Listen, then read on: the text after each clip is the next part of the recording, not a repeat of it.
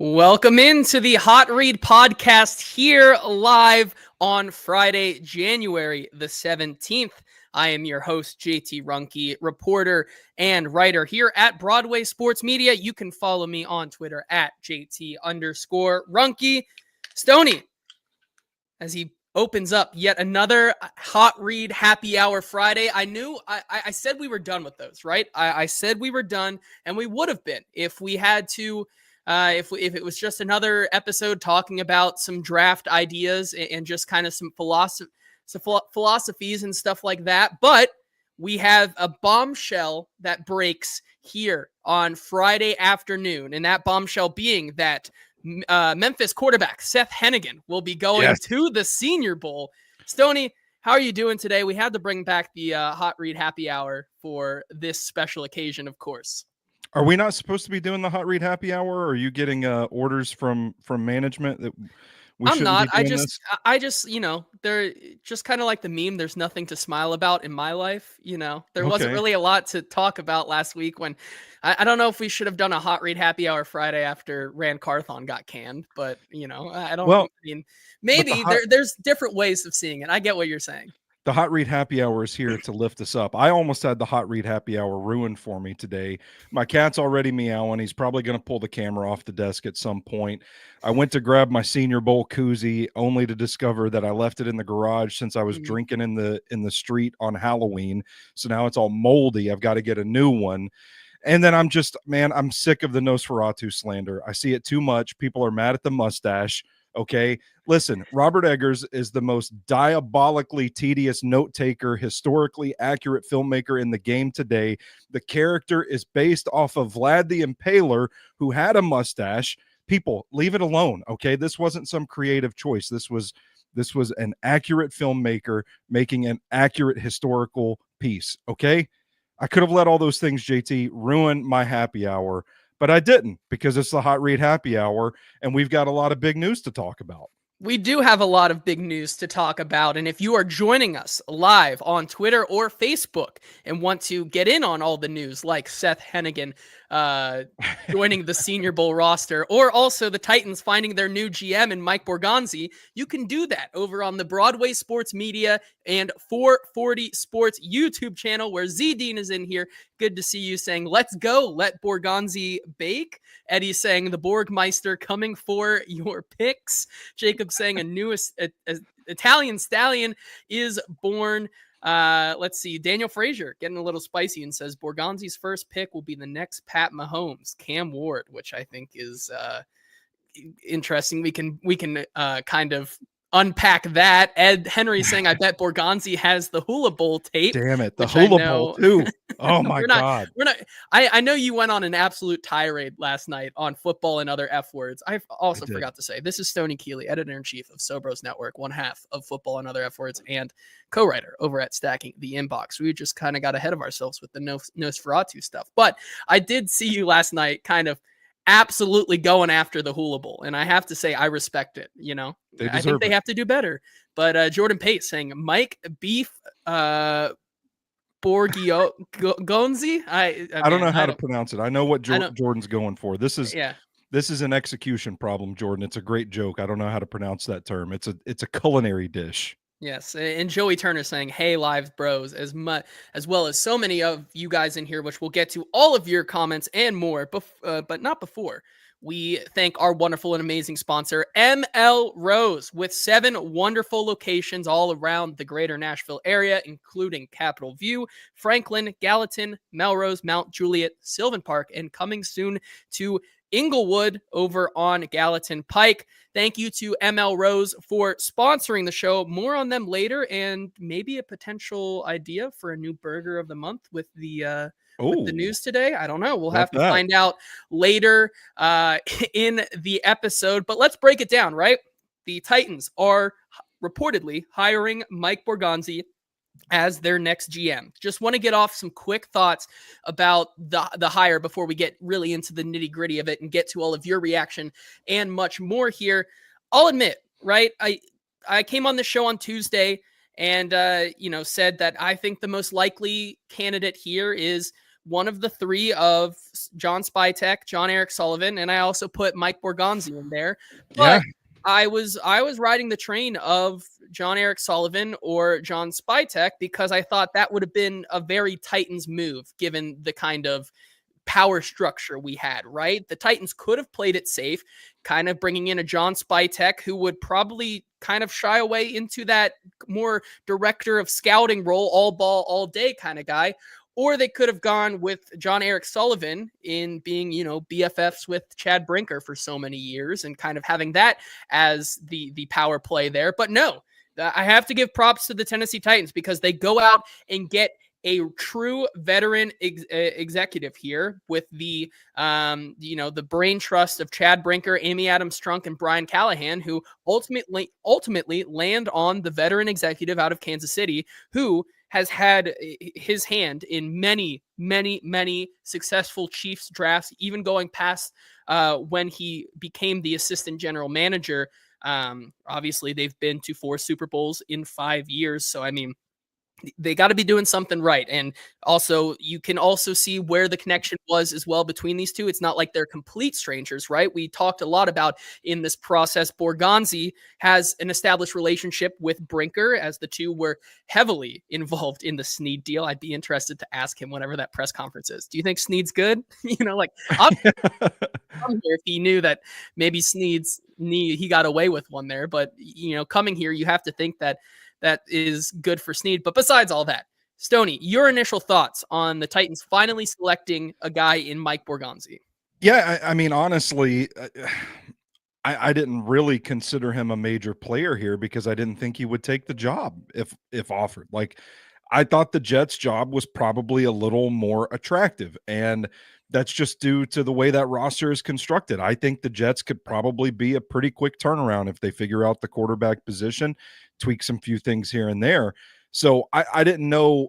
It wasn't some like conspiracy theory like, oh, who really has the power? You're just a lame duck GM. It was more of just, I looked at it as the Jets having a closer roster to competing, and that might make it a more attractive job for a guy that's pretty seasoned as an executive at this point, like 16 years coming up through the scouting ranks from that organization. So I was pretty surprised by it. I kind of thought John Eric Sullivan would ultimately be the guy, but I'll tell you, JT, I am a little relieved that it is somebody that doesn't come from that Packers organization, that same organization as Chad Brinker, because I kind of touched on this on F Words a little bit last night, but I like the idea of blending ideologies, right? Bringing in candidates from different franchises. And I even said something about like Terrence Gray as assistant GM, like get a little bit of Bills in here, a little bit of Packers, a little bit of Chiefs, and you're cooking with peanut oil now. And I feel like this is a good, smart move to maybe bring in someone from a different ideology, a different way of doing things, to kind of hodgepodge together your own philosophy and your own mentality moving forward. So I think it's a great get. I think this is an established football guy we're talking about with the Slyborg, the cheeseburger, whatever you want to call him. Mike Borgonzi is here, and I like the move. I do too, and you bring up an interesting point, right? It's like they have a lot of things set in stone here, and we'll get into that. But with Anthony Robinson also being gone, there is still opportunities here if, say, like a Terrence Gray or someone else, who doesn't already hold that kind of title of assistant GM. Yeah. Like Terrence Gray could still very much be in the picture here if he doesn't land somewhere else or just ultimately wants the promotion to assistant GM.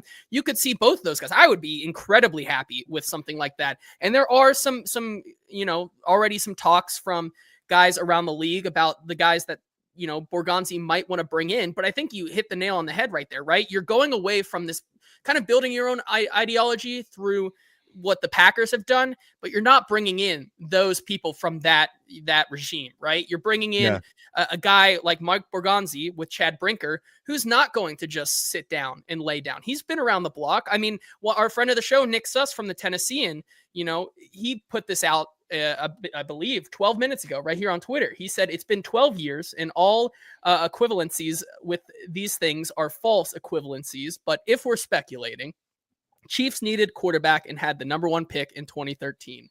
Thought to be a weak quarterback draft, they traded for Alex Smith in February instead of leaning top quarterback. Borgonzi was a KC scout at the time. So it's like,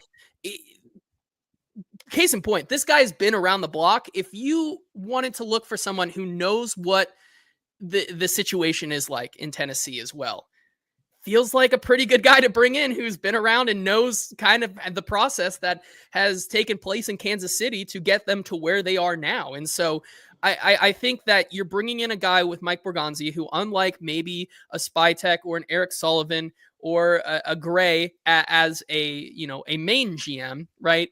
You're bringing in a guy who isn't just going to lay down and challenge things. Ultimately, we still have to contend, and we'll probably learn more about this on Monday or whenever this press conference is, about who gets final say and what is the true power structure, because they still just can't really tell us anything, and it's all confusing and whatnot. But I have a feeling that this isn't just a move to save face for a guy like Brinker. This is to bring in a guy to really make this regime strong and send them in a direction with the experience that maybe they didn't have with a guy like Rand Carthon. Yeah, I would agree wholeheartedly as my Microsoft Teams notification goes off. Forgot to mute that. My bad, guys.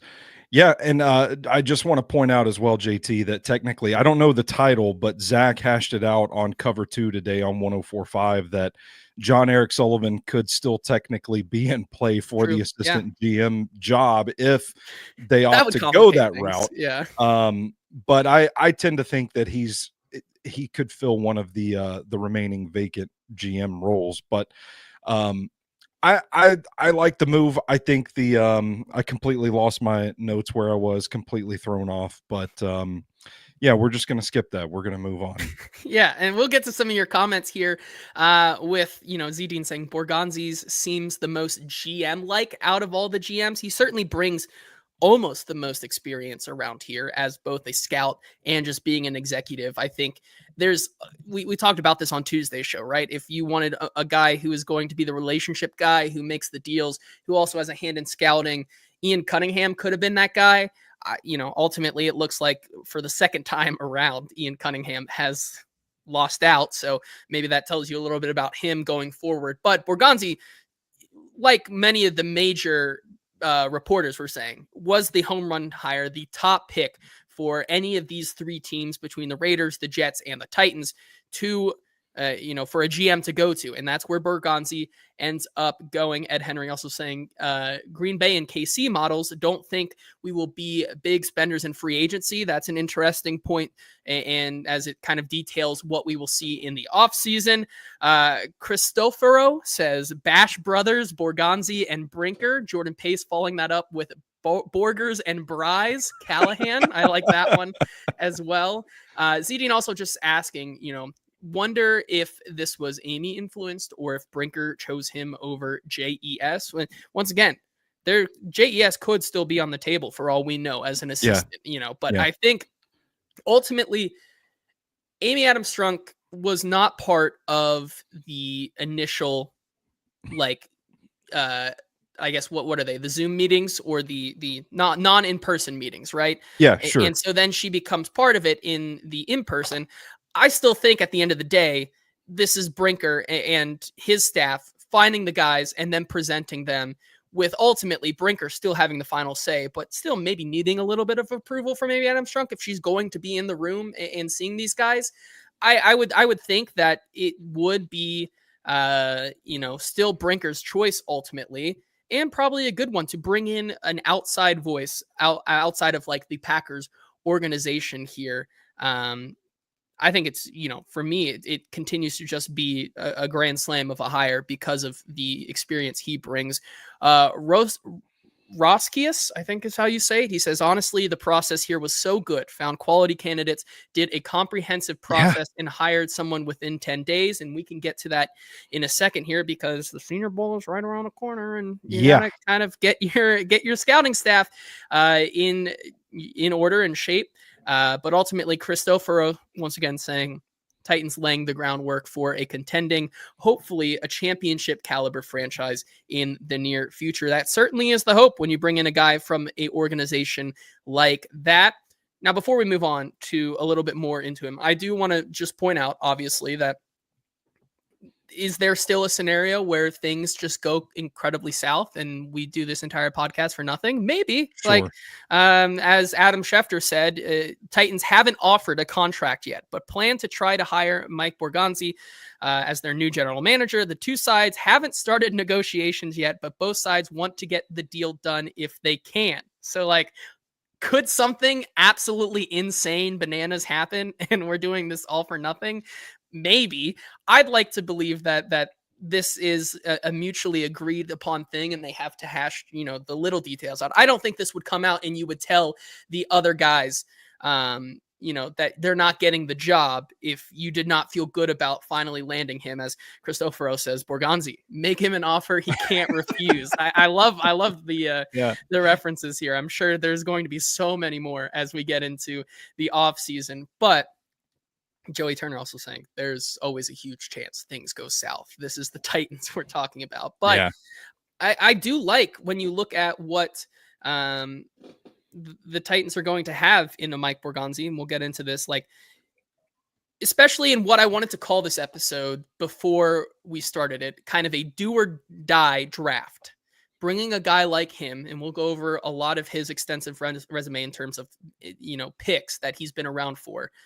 This feels like out of the different candidates, he's going to be the one who really can get you kind of on the fast track to find those late round talents and hidden gems for me personally. Stoney, when you look at the draft upcoming and how important it is and how deep it is in some areas, it feels like Borgonzi, just looking at his resume and the Chiefs' track record over the last couple of years, we talked about it on Tuesday, 2022 Super Bowl. They had 8 rookies play. 4 of them started in the Super Bowl that year. Like, this is a team that continues to find, in the Chiefs, I should say, that continues to find impact players and get them going from the start.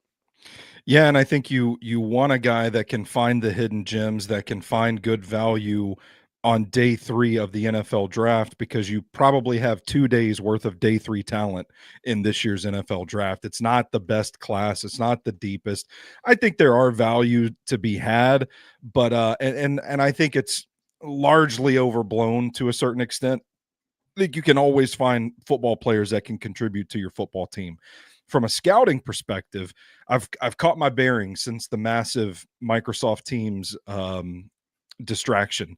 My note, I couldn't make sense of my note because it just said Daniel. I'm like, what? Daniel? And then I remembered, Daniel's comment about scouting Patrick Mahomes. That is absolutely something that when you're approaching the draft, you can lean on his experience and say, okay, if you guys really rolled the dice on Patrick Mahomes, because he was not thought of as a polished product by any means. He was a raw dice roll. And they rolled the dice on him, and it ended up paying off huge for him. So the question being, like, what was it about that process that made you feel comfortable in drafting him, believing in him? And ultimately, is that something that can be replicated? Is that process something we can apply to this year's draft class?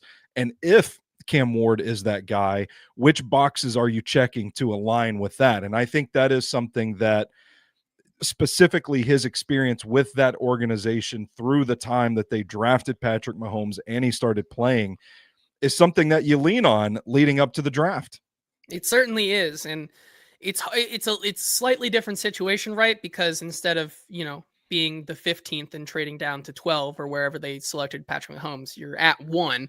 So the value sort of kind of changes there. But like I alluded to earlier, to Nick Suss's point, like, they've been through this before. And so, ultimately, I think there's a bunch of different avenues that you can take with that, right? You can take the avenue of, say, if you like a guy like Shadur or Cam and you think that you can take that track like that, right? That's the way you'd have to go. If you don't think that they can be like that, you also have the blueprint and the experience to take that more Alex Smith way and go out and get in what ultimately was one of the worst draft classes imaginable in 2013. Probably one of the few players who ended up working out in that draft at the number 1 overall pick. And so with that, I think you really have to just kind of respect the veteran presence that he brings and his resume before him. That gives me a lot of, it gives me a lot of confidence that he is going to be, a voice in this draft room and ultimately the one guiding this board, in my opinion. TA here in the comments says he has held multiple Lombardis in his hand. Gotta say, I like what Amy did. Once again, we're going back to the well of bad process, good result. Will it stick this time? I know we continue to say it. I feel like we said it after the John Robinson. I remember throwback when Easton Freeze was the host of this show. We talked about how getting to Rand Carthon was a bad process, but ultimately a good result. Getting to Brian Callahan was a bad process through the firing of Mike Vrabel and how that ended up with a good result. And now we're once again here. Well, you hope that they stopped the bad processes with the firing of Rand Carthon, but now they're starting the good process. And I'm having trouble discerning, because I do feel like this was such a strong candidate pool. I'm having trouble discerning, okay, was this good process, or were there just a lot of really good qualified candidates available for this job, and it was really hard for them to screw this up? That's kind of what we also talked about. Like, like we talked about on Tuesday, it's a win-win situation, it felt like. And obviously, I don't know if we would be this in depth and be this high on if it was Ian Cunningham or Ed Dodds or someone like that, I think. Yeah. But would we still be having the same conversation of having, confidence in their ability based on the different personnel that was presented to us? Probably. I just think that this is the ceiling of that potential from the get-go. And so it'll be very interesting.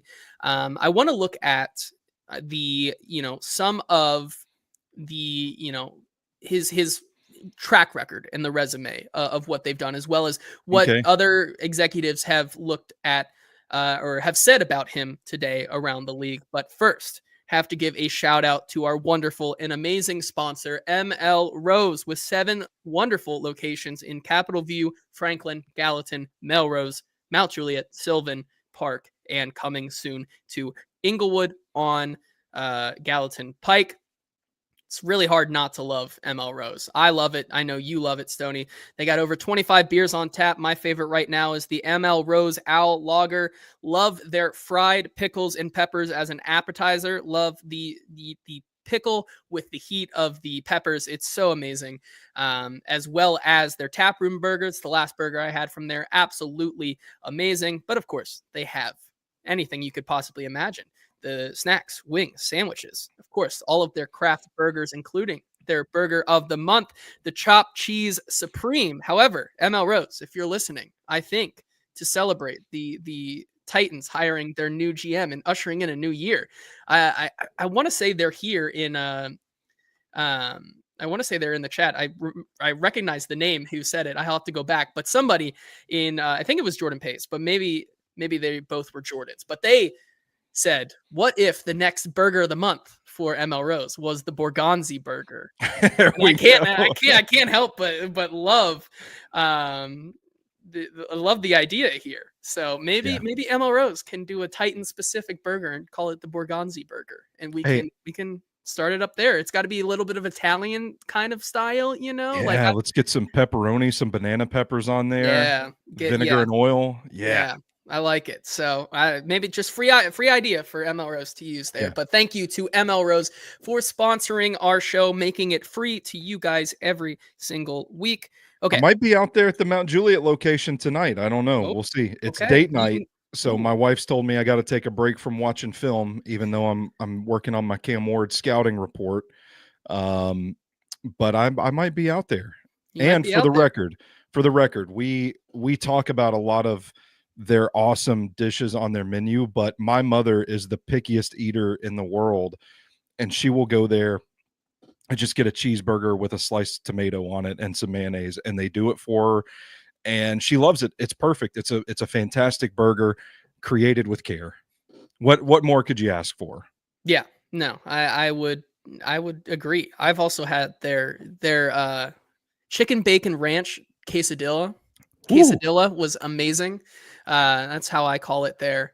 Because I like to keep it fun. Of course, I know it's quesadilla, but we Anyways, have fun on here we because have fun we're the on bad here. boys of We're the 440 bad boys sports. of 440 Network. Jason We saying, say I think I see, quesadilla.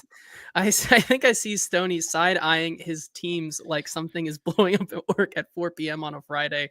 No, Uh, I shut it down, Jason. I shut it down when the phone started ringing. I just I hung up and then turned my monitors off. What I was side eyeing was my cat because he's over to my left, and I Gotta thought, watch oh out for man, him. he's going to start raising hell here. But actually, he just curled up on a hoodie that I left in the floor, so he's chill right now.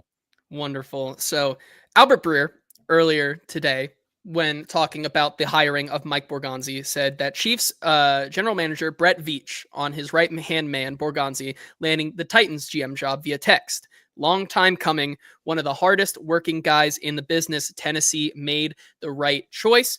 It's also interesting, as Eddie points out here. He says, I think it's fair to say we're all a little shocked Borgo took, I like Borgo too I like already. Borgo too. Callie, Chad, and Borgo.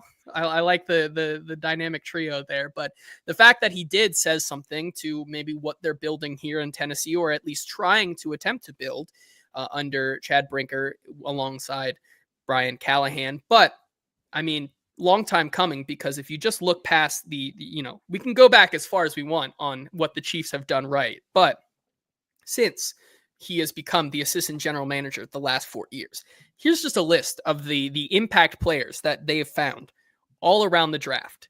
Of course, you've got to start with Rashee Rice in the second round with the 55th pick. Obviously, they also find great talent in the first round that are impact players from day one, like Trent McDuffie and George Karlaftis in the 2023 draft, I believe, or 2022, one of those two. 2022, I think, where they go 21 and 30th overall. In that same draft as well, they take Brian Cook in the second round, 62nd pick, who is one of their starting safeties and an impact player. Leah Chenal at the 103 in the third round there. Jalen Watson, works in that system. I don't know if he'd work somewhere else, but an impact player nonetheless for them. 243 in the seventh round. And then, of course, how could you forget Isaiah Pacheco, 251 in the seventh round? You can even go back another draft class before that in 2021. Nick Bolton in the second round at the 58th overall pick. Love Nick Bolton. 63rd. I believe that was the draft with L'Jarius Sneed as well, even though he's not with them and he's on the Titans now, along with Noah Gray in the fifth and one of their current starting linemen, Trey Smith. Now, not all like stars, not all studs, but guys who are still impacting and making an impact on a team that continually gets new young talent in there and finds a way to the Super Bowl. Obviously, Patrick Mahomes and Andy Reid have a lot to do with that, but you go back and look at some of those Super Bowls, like the last one. I guess you could go back against San Francisco, but especially against the Philadelphia Eagles. Like the defense that year was definitely one that stepped up in that game to win. I believe they're second in a row. So it's not just Patrick Mahomes, but the evaluation and the talent acquisition part of this that, like we've mentioned, Borgonzi has played a massive part in, is one of the things that I think Titans fans can get most hyped about. Yeah, I would agree. It's the eye for not necessarily talent, but also the fit, like what you need versus what these guys can do to fill those needs, if that makes sense. Like finding a player like Isaiah Pacheco is really interesting that late because he's not necessarily a guy, had a really good RAS score. I think, he was on a few people's radar, but not really widely discussed out of that class. But for what they did, for what they needed, he was a perfect fit. And so it's identifying those guys like we talked about earlier, like the day three guys, the guys late in the draft class, the undrafteds, that sort of thing. That's where you kind of build out the depth and development of your organization, because your first round guys are expected to come in and play right away, but it's those guys that are kind of planting the seeds for the future. And the Kansas City Chiefs have hit on a lot of those guys in recent seasons. Yeah, and it certainly was a theme, especially last year, where the Titans were hitting on guys in the Senior Bowl, and we'll talk a little bit about that in a second. Ed Henry saying, keep me honest, but a GM starts right away, correct? Rand started while San Francisco was in the playoffs. I think you're right. Trying to think back. I think so too. I think so. It's interesting, obviously, because Kansas City plays tomorrow. So I'm interested to know what that dynamic and be a fly on the wall right now and with what's going on there. But I would expect the press conference, at least from what I've heard and what I've been told, to be early next week. So safe to say, I think, Borgonzi would probably be on his way to start in Tennessee as soon as, at least this game is over tomorrow. Jordan Pace saying, my only issue with the hire is that Metro Nashville Police Department is not currently equipped to manage the Super Bowl parade in 2026. A lighthearted joke. I appreciate that one, John, of course. Kind of playing the devil's advocate here and says, can we please stop giving these people nicknames and blind trust before they prove themselves after a few years? It's a happy hour, John. We're having a happy hour. It's kind of fun, but also I think you're all wrong because, Stoney, I think you had it correct when you said let Borgonzi scheme. Like that, no one's going to beat that. No one's going to beat let Borgonzi scheme. I'm sorry. The alliteration might be nice, but it's the levels to one like that I think make it just the best. It's a great name to riff off of. We're just riffing here, John. Come on. Have some fun. Dip your toes in. Come up with a nickname yourself. Drop it in the chat. That's my challenge to you. TGIF. It's Friday. It's the Hot Read Happy Hour. Drop a nickname for Mike Borgonzi in the chat. Love it. And ultimately, the bottom line here is that Cristoforo says top level evaluator on the way to Tennessee, which I think is something that the Titans desperately needed right now.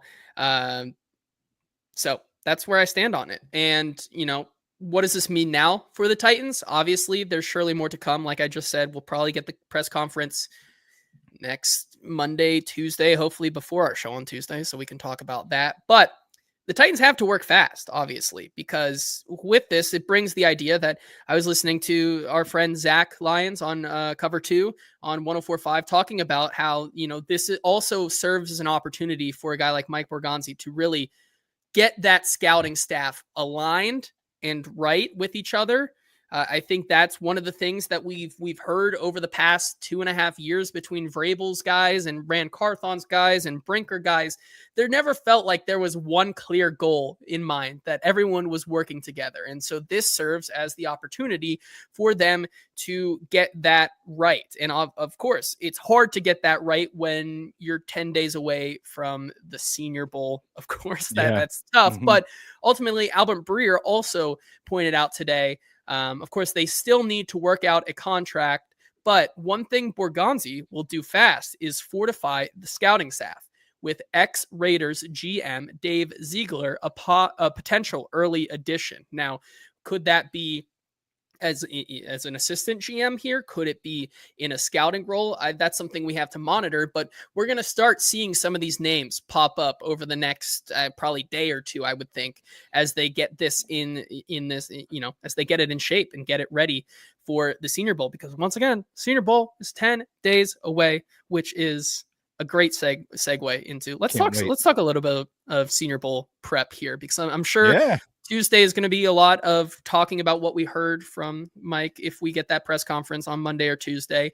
And then we only have, Stoney, one more show on Friday before we are both down in Mobile getting ready to get after it at the Senior Bowl. Can't wait. So, it's going to be really interesting. But before we do that, have to give a shout out to one of our other amazing sponsors, Sinkers Beverages, 4-time Best of Nashville Liquor Store of the Year in East Nashville, who have been serving that location and community for close to 40 years.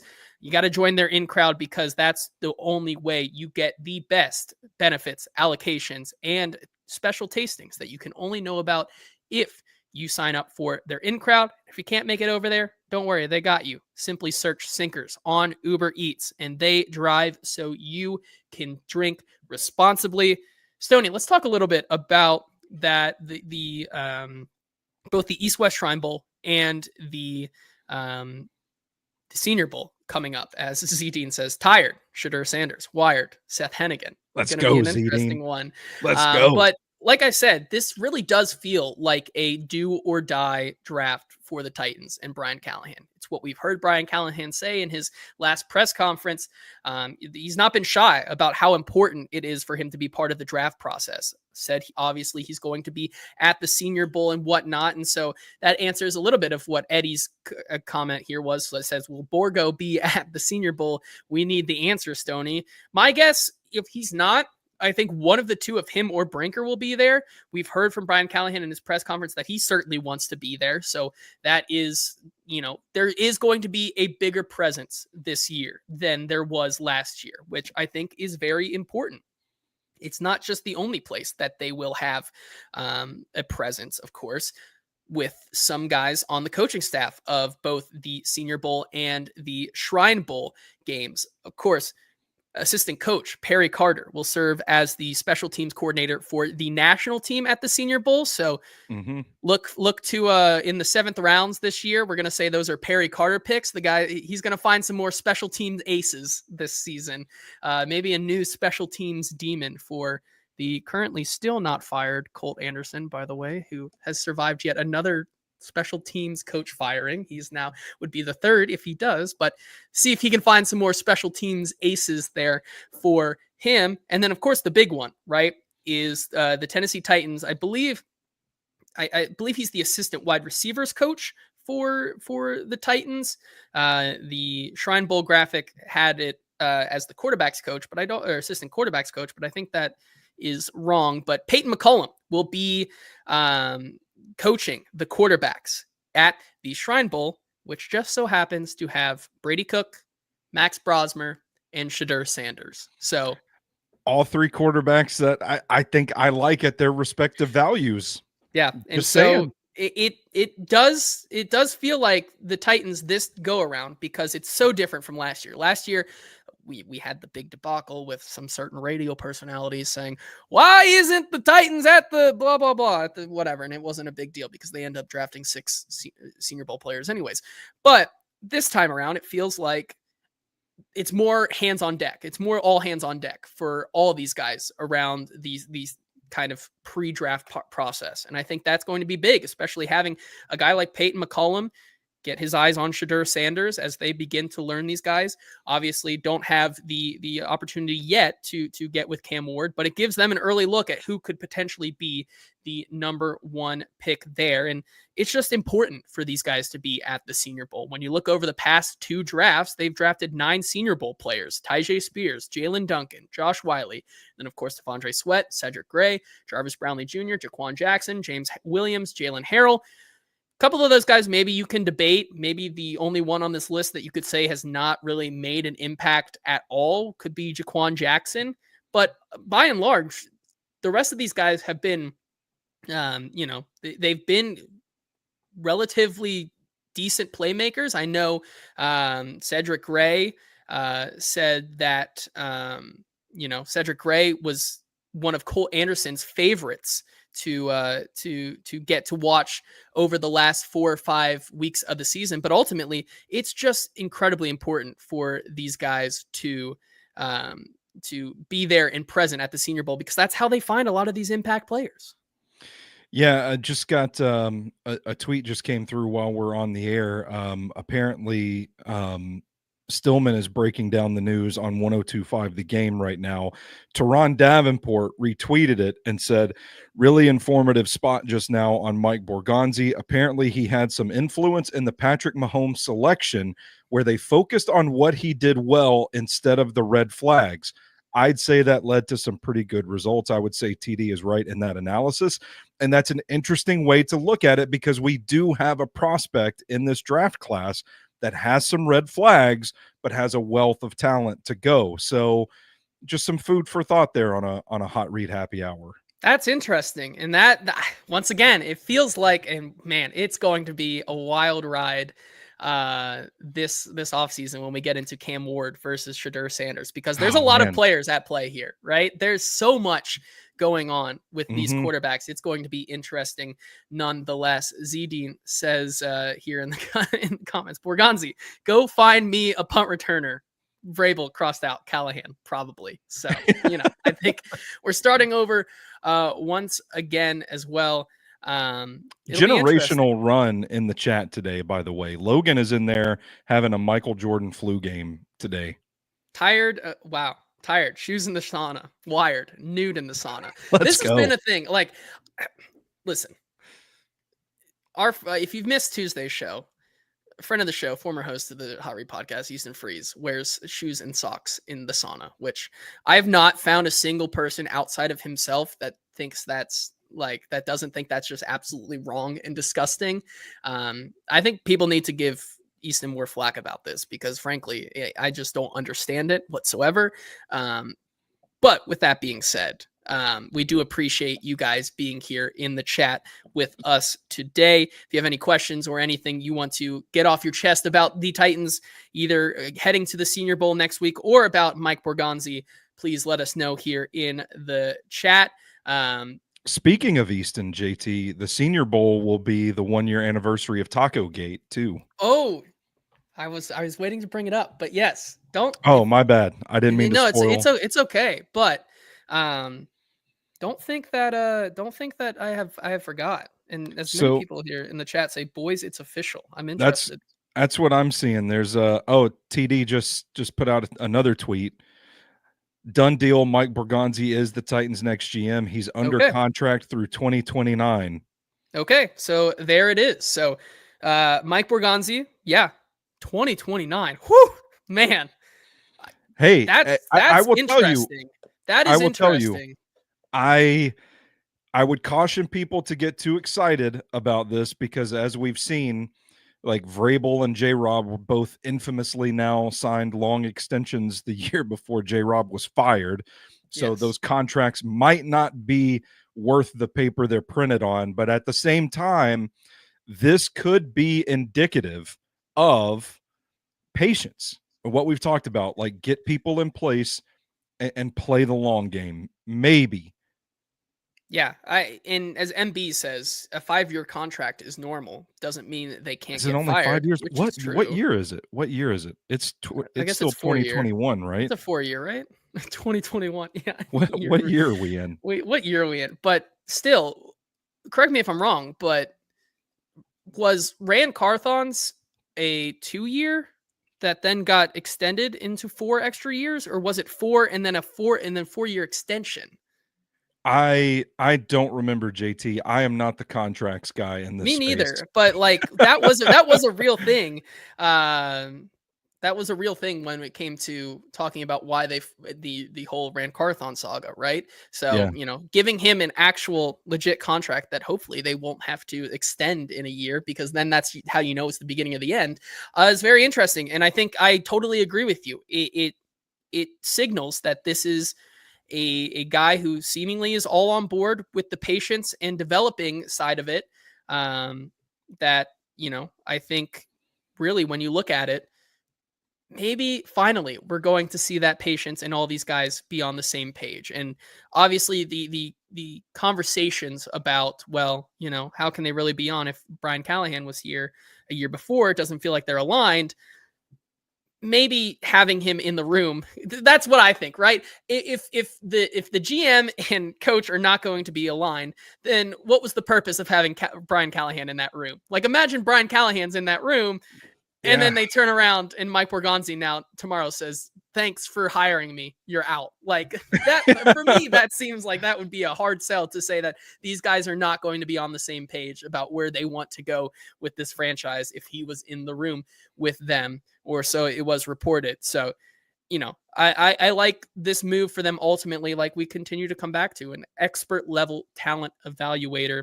And I think that's going to, especially in the first, as you just pointed out, the difference between having their fingerprints on a guy like Shadur Sanders for the 101 or Borgonzi's kind of process with Patrick Mahomes, with maybe some shades to Cam Ward and his red flags, but ultimately really nice playmaking ability and just superstar potential there. It brings up an interesting point as when we get to the Senior Bowl next week, right? The Titans at the 1-on-1, we really have to discuss at the Senior Bowl, the second round talent that will be flooded with edge defenders and some receivers who are intriguing. I know you over on Stacking the Inbox just wrote up a little bit of a edge preview piece, obviously a position of need for the Titans, and one that Borgonzi has had his hand in. George Karlaftis, Felix Anadike Uzama, these different types of guys who have been drafted pretty high up in the, late first, early second, just where the Titans may be looking to take an edge rusher, Stoney. So, without getting too much into it, what would be your kind of current consensus on the type of talent that the team could be looking at the Senior Bowl in terms of the edge position? Well, I mean, you're looking for a difference maker. I mean, point blank is you're looking for a difference maker. I think they should approach the offseason looking for 2 edge rushers and just really fortify that stable, that rotation of guys down there. And then it really is kind of pick your flavor. Like the Senior Bowl has done a really good job of blending a lot of guys with different skill sets. You've got the pure disruptors, the guys that are going to line up out wide and just tee off on the quarterback. You've got guys that are more of power rushers that look like traditional, like 4-3 defensive ends. If that's what you want to use, you can do it. They've got speed guys. They've got power guys. They've got guys that have a really robust skill set, but have played at weaker levels of competition. They've got guys that look the part, that look like explosive athletes, but don't show the skill set to rush the passer. So it's like you've got the established guy that's going to be stepping up in competition. You've got the athlete that you might need to teach how to rush the passer. And it's all just a matter of what you're comfortable with, what you're looking for. But there is a crowd of guys that are going to be day 2 picks that are going to be down in Mobile in a couple of weeks, and it's going to be fascinating to watch. I don't think this tackle class is particularly good, but the Senior Bowl did a good job of getting some of the tackles that look like they're going to be near the top of that class. I'm thinking namely of Josh Connerly right off the top of my head out of Oregon. So these edge guys are going to get the opportunity to go one-on-one with some good offensive linemen, and they should be able to get really good evaluations off of these edge rushers. But if they opt to go with a Cam Ward at 101 or a Shador Sanders at 101 and wait until that second round, I think there's still going to be a difference maker there if they were to opt to wait on edge rusher. And it could very well be one of these guys at the Senior Bowl, Mike Green, Princely, whatever from Ole Miss, that guy. I like Landon Jackson a lot, but I was going to ask you. Yeah, it feels like maybe in my early look at him, he could fit the model of maybe what a Borgonzi and the Kansas City Chiefs might have looked for in an edge rusher. Would you say, is that fair to say? Like, it feels like he could be on on the table there as well. Absolutely. What you were going to say. I kind of feel like Landon Jackson was like born to be a Detroit Lion, to play for Dan Campbell. Like I feel like that's the natural landing spot for Landon Jackson. Calling my shot here in January. The Titans might have to see. Here's the thing about Denard Wilson's scheme. It's very multiple, very versatile. While Landon Jackson looks like one of those guys, it looks like a traditional edge setting 4-3 defensive end. I think you could still find a way to make use of him within this scheme because of its multiplicity and how many different things they do and how many different fronts and disguises they show as well. So I like a guy like Landon Jackson. I don't think he's necessarily the best fit for what they're trying to do on defense. I know there's some rumblings of some character concerns about Mike Green out of Marshall coming out, but if he clears all the checks, like, that is a dude that is just wired to rush the passer. Probably needs to bulk up a little bit, add a little power to his game. And I know that the Titans have a guy like that in Arden Key right now, but man, like, Mike Green can tee off on the quarterback. And then David Walker out of Central Arkansas is a guy that just has some of the most fun, dominant tape that I've watched out of this cycle, but he played at Central Arkansas. So getting the opportunity, like blowing up these Tarleton State offensive tackles it's like blowing up a tight end in the SEC kind of deal. So you want to see him go up against some of the better competition, but it really is pick your flavor in that spot. Yeah, no, I agree with you there. And that's not even all of them. You have other guys who have had production in college, like a Shamar Stewart or a Kyle Yeah, for Kennard sure. or Jared Mhm. Ivey. Like, this is a very, very sneakily deep edge class. And I'm very interested now that Mike Borgonzi is on board to see what they can do. Because if there's one thing that the Kansas City Chiefs have been really dominant in, is finding and retaining their good edge rushers, their defensive interior linemen, the guys who get after the quarterback, which harkens back to kind of what Chad Brinker said: draft, develop, and retain. And so I think that is one area there. Before we get out of here, let's see if there's any more some questions here in the chat that we can get to. Of course, I saw this as well. Deagle saying wild looking thumbnail. What is our GM's phenotype? There, I did like the comment earlier today on cover 2 with Zach Lyons and Blaine Bishop that said Mike Borgonzi and Chad Brinker kind of look almost the same or could be like brothers, so that Amy Adams Strunk will just get confused which is which and don't know who to fire each one. So Yeah, that's good. I think that's a really interesting one. Zedin's asking, are the tackles at the Senior Bowl tackles or guards, which I think is an interesting conversation we'll also have. It'll be interesting on this year's drive down, I would say. I remember last year when Jordan Morgan's arm length came in on your drive down and it like It was almost ruined your week. Just devastated. Could we be in store for maybe some more of those this week or upcoming? Yeah, for sure. I mean, we'll see. There's a lot of tackles that a lot of people, everybody has an opinion on these tackles. Like, so and so is going to be a guard, this person, that person. I know, like the kid from Arizona, the right tackle, has some really good right tackle tape, but people think he's kicking inside. Emory Jones Jr., they think, is kicking inside. Ariante Ursary out of Minnesota, highly touted prospect. I think he might kick inside to guard. From where I'm at right now, I feel like Josh Connerly is the one guy that is going to stick at tackle and could actually end up being the first actual offensive tackle drafted in April. Right now, if I had to ask you, like, over under 12 and a half, is that where the first offensive tackle, like actual tackle goes? Actual offensive tackle, I'm gonna say over. Yeah. In terms of like being over. later, like earlier or Yeah. later than 12, Mhm. you'd be later than 12. It's going to be super interesting. And Unless teams aren't concerned about the Josh Simmons injury, like if you feel like he can return to form 100% healthy, I think he's clearly OT1 in this class, and he could even be a top 10 pick. But I think there's going to be some questions about the injury there. I've Yeah. seen people say he's going to kick inside the guard. And I'm like, we can't kick all these tackles inside the guard. Somebody's going to have to play offensive tackle, or else we're talking about Jack Nelson out of Wisconsin being the top tackle in this class. It certainly is not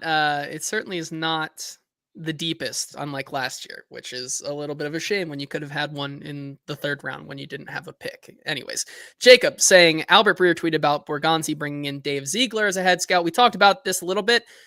Outside of, there isn't a lot of crossover between a guy like Dave Ziegler and Borgonzi. I'm sure they're aware of each other. I'm sure they know each other, but in terms of working together, there's not a lot there. However, there is a lot of overlap between Dave Ziegler and Brian Callahan, who spent a lot of time together in either Oakland or Las Vegas, whatever that time frame was. So there's the connection there, and it'll be interesting. Like you said, could this not be over yet? Could the Titans still bring in a Terrence Gray, a John Eric Sullivan, a Dave Ziegler to be that assistant GM and kind of stir the pot once again? If you told me that all 3 of those guys were still on the table and like on board, my pick would be Gray. I really like Terrence Gray. Like I continue to say, his quarterback evaluation has been really impressive to watch. Not even just with kind of the snapshot inside to him going to Caleb Williams, but also being around for the Josh Allen pick and being the one of the directors of college scouting during that time when they drafted Josh Allen. I think he has a lot to provide there. So especially when you need a quarterback this time around, getting a guy like Terrence Gray in the building could go a long way. Okay, Stoney, anything else you have today? One more things that you want to bring to the table? Yeah, absolutely, JT. Okay. I'm glad you gave me the floor for this one. Frank Gore is a fucking Hall of Famer. Whoa. Oh, this is that's crazy. Okay. I didn't know that that's where the conversation was going to go there. I don't necessarily disagree with you, but I know that this has been a conversation going on in the Hot Read Well, Horsemen of the Hot Read Apocalypse chat. it A hasn't been little a bit. conversation. It's been Logan piling stats into the DMs and me saying, I can't do this right now. I've got to write this Abdul Carter scouting report. Well, there you go. And so maybe we'll leave it right there and we can pick it up. I don't have anything against that, I would say, but I know that maybe some of them do, and that's a conversation we can have for another day. But Love Frank Gore.